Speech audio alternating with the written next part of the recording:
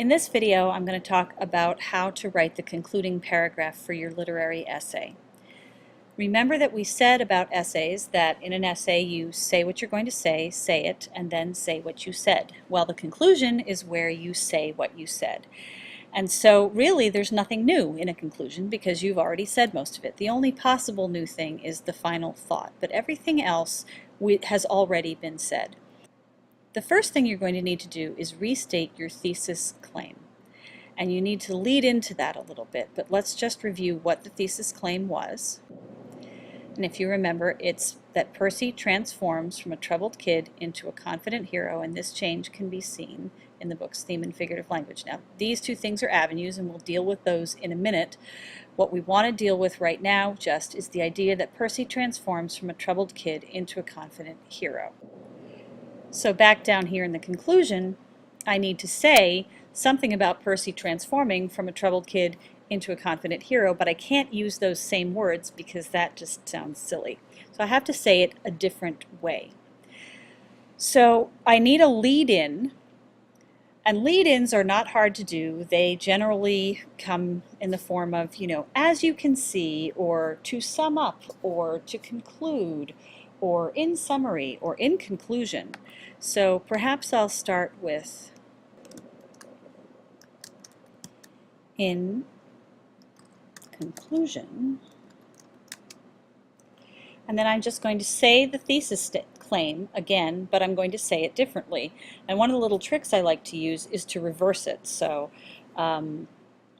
he went from a troubled kid to a confident hero, so I'm going to talk about the confident hero first and then the troubled kid. So I'm going to say, in conclusion, the confident hero that Percy has become by the end of the story is a far cry from the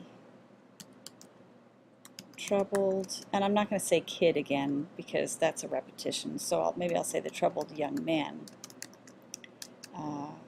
we first see at the beginning of the story. Okay, so basically I've said that Percy transforms from a troubled kid to a confident hero. It's just that I've said it differently. Now, when I restate the two avenues here, I have to do the same thing. I'm going to talk about the two avenues, which, if you recall, are theme and figurative language.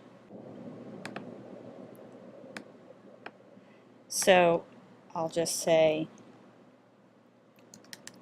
the book's theme and figurative language